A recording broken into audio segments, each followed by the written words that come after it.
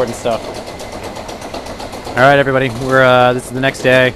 Myself and Dominic here. We're on our way to Ginza to go take a look at a few different things, but more specifically the Sony store. And I just sort of happened to see this on the way, so kind of an amusement because I just saw Kiss like basically a couple of days ago. So I'm not really sure like the dating scheme here because that number doesn't really make a lot of sense to me, but probably going to be on their way back in the not too distant future. It's too bad actually because I think that would have been kind of a cool concert. Alright, so we're on the street at Ginza now, and Ginza, fashionable high-end shopping district. 5th Avenue in New York City, that sort of thing, as per factors from Mr. Dominic here. So we're outside of the Sony building. Just sort of thought this was kind of an interesting little thing in the way you got like an aquarium there that actually has a couple of sharks swimming around it. So the special thing about the Sony building, or the reason there would be like a tourist draw, is that the Sony building has a lot of goods that are sort of going to be coming on market soon that you have an opportunity to play around with a little bit, so you actually get to get your hands on some stuff. And as I'm sort of like talking and walking around, you might happen to notice green power sign. It's one of the things that I noticed a little bit when I actually like flew in here. You get to see the odd, not necessarily a lot of them, but you get to see some like some windmills. So there actually is a little bit of like green electricity generation, although probably predominantly still those nuclear plants. So they're being very surreptitious, like inside of the Sony store here, because I don't really want to take pictures of stuff. Play with a lot of stuff. Dominic mentioned we should come and check this thing out. So doesn't necessarily show it as such, but these stairs here, on the last flight of stairs here, actually play like the musical notes as you go down them. So it kind of does a little blinking, and if you listen very carefully, you get to hear that I'm practicing my scales. It's a little bit too steep to try and practice like chopsticks, like you would have seen in like, you know, whatever movie was doing that when I was a kid. But it's essentially a playground for all ages. So we walked basically a couple of blocks down Ginza here, like Dominic just kind of pointed out to me like the half dozen sort of well-known like American brands, clothing brands, and you know otherwise. You kind of look around, you see some big billboards up, and I was sort of commenting. I actually already walked past it, but there's a big billboard. There was a like a wristwatch that was being a spokesperson by Nicolas Cage, which kind of makes me laugh because I assume Nicolas Cage is pretty much as much of a wash up here as he is back home. So I keep my eye on the different cars kind of driving by. Like for the most part, you see obviously like a lot of Japanese cars, and it seems like the second choice is German cars. So I see a lot of Mercedes and seen some BMWs. I've seen exactly one Dodge, and I haven't seen like a Ford or a GMC car yet. So we're kind of on a random adventure. It's basically just sort of a cleanup, like a mop-up tour of like just the little miscellaneous I hadn't really seen yet. There's a lot of stuff in the guidebook that is. Like they kind of indicate things by like a star, and it's more significant to see. And some of those things actually aren't really that spectacular. It's kind of like you go there and you see it, and in maybe 15 minutes you're done, which is fine actually. I do dig on seeing some of that stuff. So Dominic and I were just going to make a swing by the Imperial Gardens. The Imperial Gardens being right next to the Imperial Palace, where the actual, not really a reigning monarch, but like the I don't know, the retainer to the throne, if there is indeed still a throne that held any power, like that's where they live. Like they still actually like maintain the palace there for their, I guess it would have been like an emperor, not a monarch. So nearby there's a park where there's a lot of stuff going on. Like there's supposed to be like a dojo, like a martial art training center for the police force there, and a lot of other miscellaneous things in the garden. So I think the plan is to kind of make it over that way. Now we're down at one of the subway stations, but Dominic got a phone call from his sister back in Canada, whom I've learned is actually on the way to getting married. So you know, congratulations on that. That off chance that you happen to be watching this. So we're just kind of chilling out right now. I'm kind of giving Dom an opportunity to finish this phone call, because I think if we go any farther below ground, he's going to lose that phone call, and I don't see it happening. Because the way that the train system works here, there's a bunch of main lines that mostly stick to the like the surface, and then the downtown there's a bunch of like subways that go beneath it, so they can go a couple stories down depending on what level you need to be at, so you can have trains intersecting with each other. So it's a lot of layers of concrete. So as good as the iPhone is, I have a suspicion it's not going to be able to do a strong enough pickup to get to the surface. Alright, we popped out at the Imperial Palace, so I'm assuming that's what this is right here. I haven't actually looked at the map. It's actually a pretty big area where the palace itself is going to be closed, as you can see the close sign there. But there's a lot of other stuff kind of going on in this park. The waterway you're seeing here was at one time like the moat, and now it's just sort of like a traditional waterway. I'm really digging on how they kind of did this stuff up here, where they have created kind of a long, sheer like rock face. One is a retaining wall, and two making it harder for like invading, you know, Mongol hordes to kind of come in and bust out of here and break into here. I don't like how they've kind of taken a lot of care to kind of do a lot of gardening. Everywhere that you walk that's a green space, it's overwhelmingly loud, and I asked somebody about it, and it turns out there's just some like horrifying bug that makes a lot of noise. And apparently like occasionally you'll just see like a dead one, and it's supposed to be like the terrifyingest thing you've ever seen. So They gotta figure out some bird that comes and like kills them all off and get rid of them, because this is really destroying the whole like serene look they got going on here. Unfortunately, I mixed up the days. I kind of lost track of what day of the week it is, and this happens to be Monday. One of the 2 days you actually can't get inside the Imperial Gardens, which is too bad. You can wander around the outside, so you can see some of the stone fences, and you can see some of the buildings that you would see on the inside. I was taking a look at one of the information maps that you would see on the outside, and it looks like there's some interesting statues that one can see when you come back. So the next chance I happen to be in this quarter of the town, I'm gonna make a point of coming back and taking a walk through and taking some photographs. I keep showing this because I think this is sort of interesting. This looks like a giant like open air garden kind of outside of the palace walls, and it's pretty much like completely empty. Like they got like sort of like a do not walk sign here, and everyone's been very respectful of it. Which is a surprise. You think this would be a prime place for people to come into the middle of the city and have like a quick little picnic. It's despite the heavy traffic you can see over there, it's actually pretty quiet, comparatively speaking. You're getting a lot less of the noisy bugs that I think they should engineer a bird or some little robot to go and kill, but no, it's pristine. So myself and Mr. Dominic went and got on the train to go to Tokugawa, where Mr. Dominic actually works. And so that's sort of one of the, sorry, did I say that? No, Yokohama. My bad. Yokohama. So this is sort of one of the few centers of Chinese people in Japan. So according to Dominic, there's only really two. It had to do with this sort of being like a port town. And so one of the things that Dominic kind of toured me around is we're actually in their Chinatown right now. And this is the one sort of Chinese-style shrine you're going to find basically in the whole country. It's sort of trademarky way of telling that is there's a lot of red and, traditional dragons and lions and these sorts of things. And it looks like they got sort of a whole series of like incense going on there. Walking around this town, it's not totally dissimilar from many other sort of Chinatowns you might be like familiar with. Yeah, I went and grabbed, actually let me show these things. Went to like a street vendor to go get some like roasted chestnuts. And so I'm kind of familiar with this in sort of like a Hollywood or a holiday sort of song sense, the roasted chestnuts over the fire, but never actually had one before. So this thing actually is kind of like thick and skinned. You can actually break it open fairly easily. Like it's filled with like the meat of it there. It's actually pretty starchy, so you kind of just sort of scoop it out and mow down on that. So it's almost like, I don't know, similar to the quality of like a baked potato, you could say, like sort of like a sweet baked potato. Sweet potato. So I pretty much just like powered through that. And so it just kind of occurred to me that like I hadn't really like eaten since like our sort of morning excursion to like the grocery store, and now this is like 4 or 5 o'clock in the evening now. Like so, needed some calories, needed some energy to keep going to stave off the death. So we finished up in Chinatown. We returned to the train station, and Dominic decided to part ways. Like he's actually got to work in the morning, so I think he's chill out for like an afternoon. So I actually got out of the station where Dominic's office actually is.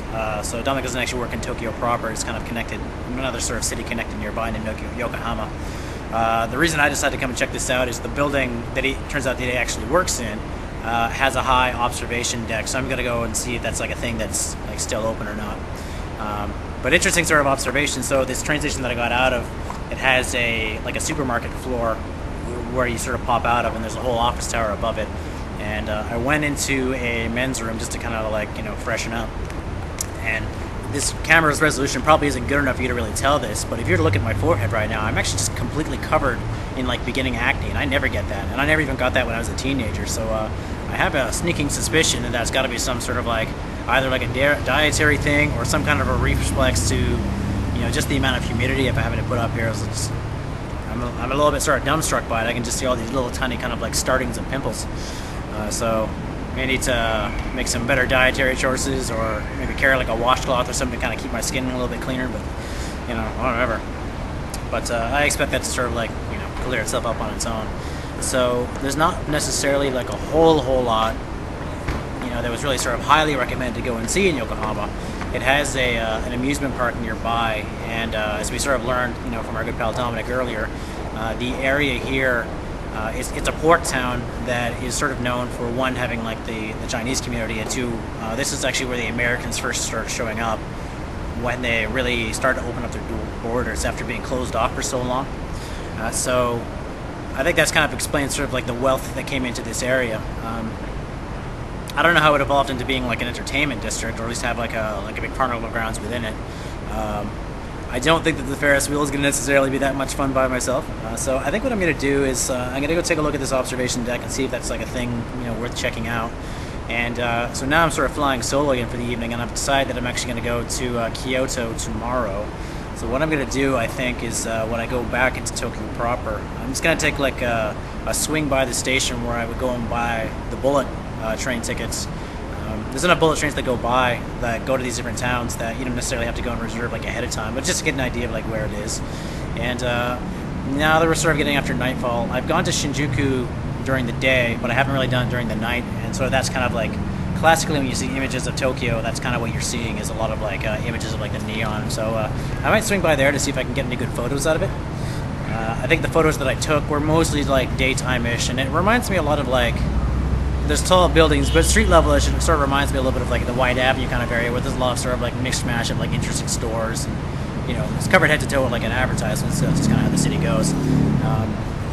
Beyond that, I think that's kind of it for like my Tokyo side of my adventure. So tomorrow, whenever sort of convenient, I'm going to go out to Kyoto, which I don't expect to be a very long trip. I booked a couple of nights in a backpackers hostel, and you can't actually book necessarily like get into the backpackers hostel right away, so I may just go there and drop my luggage into storage before I can like check in, and then, so that gave me a chance to kind of get like an idea of like bearings of like what one might do and what one might go and see like in Kyoto. It's it was the capital for like a really long time, and it's going to be like a city that has a lot of the old architecture, and that's actually a place where they maintain like the geisha like tradition, so that's a thing you can go and like check out, and of course there's sort of like the touristy bars and things like that.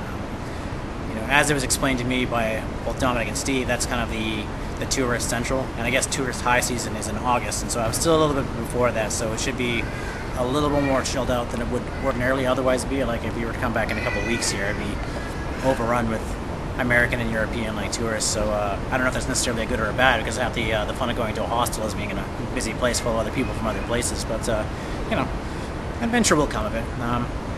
And that city is also supposed to be very well connected with its train system, so I'll be able to get around really well that way. And because I think they have such a strong tourist presence, I would expect that a lot of the bus drivers and taxi cabs would have at least enough English for me to kind of figure out what I want to see and where I want to go. So this will probably be like the last video in Tokyo until I basically return. I'm kind of returning here like the night before I'm going to leave.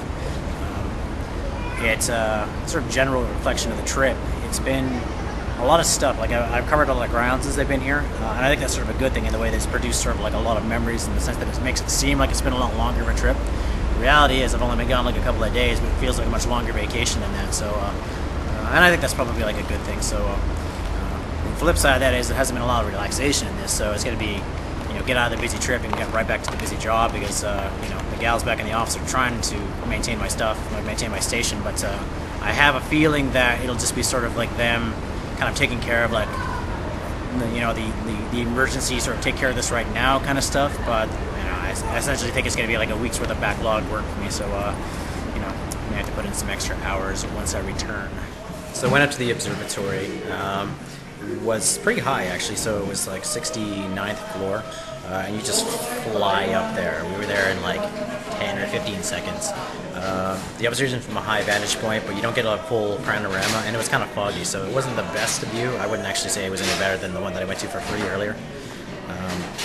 And now, because I'm such a healthy guy, I decided to end up inside of a Krispy Kreme's that was next door, so I'm slumming a little and going a little further off diet. I've pretty much been off diet the whole time I've been here. I've eaten a lot of food out of like, kind of quick serve sort of places, so don't call me out. So I've been wandering around the Tokyo station, which is, you can make the equivalent of like Grand Central Station in New York. It's a pretty big station, a lot of activity going on here. They, like everything in Japan, it seems to be connected to some form of shopping. So there's food courts if you go down and up, and there's other kinds of shopping like available to the various different price points. There's actually some high-end restaurants here. So this connects the train lines, like the regular train lines that would connect different parts of Tokyo to other cities. It also connects to the subway line. It also connects to the bullet train. So there's a few different bullet train terminals here. I'm not exactly sure how many trains leave from this place, because they seem to be less readily displaying information in English. And this is the thing I'm going to need to know, because presumably sometime tomorrow I'm going to go head out. I was reading today that the bullet train trip from Tokyo to Kyoto is something like 2.5 hours. And there's 2 different price points. There's one for assigned seats, and there's one for free for all seats. So you don't kind of run in there and grab your own thing. And that's probably the way that I'm going to go, because I think it's probably worth my while to save the money. And according to Dominic, it's about a $50 difference. The other sort of ridiculous thing that I did, I kind of made a series of jokes of things I was expecting to find, like once I got to Japan. And I had heard sort of the odd story here and there that they would have like really high-tech toilets, and I made a bunch of jokes at the airport. Toilets didn't really have that, but I found one today. So European-style toilet, in the sense that you're kind of sitting on a chair rather than sort of like squatting all the way down to the ground, had a series of settings on it, so it has, it's essentially a regular toilet attached to a bidet. And I've never actually used a bidet before, so I decided, like, today's the day. We're out there and we're exploring things, and I never want to use another toilet without it. It actually was a really pleasant experience. I feel very refreshed. It's been a really warm city, right? So you walk around, all day, and so you're pretty kind of, sweaty and grimy by the end of it. So if there was a way that I could have like a shower sort of like midway throughout the day, I would do that. But this is what I'm going to have to deal with. This is what I'm going to have to settle for. So in this particular occasion, I'm going to take it.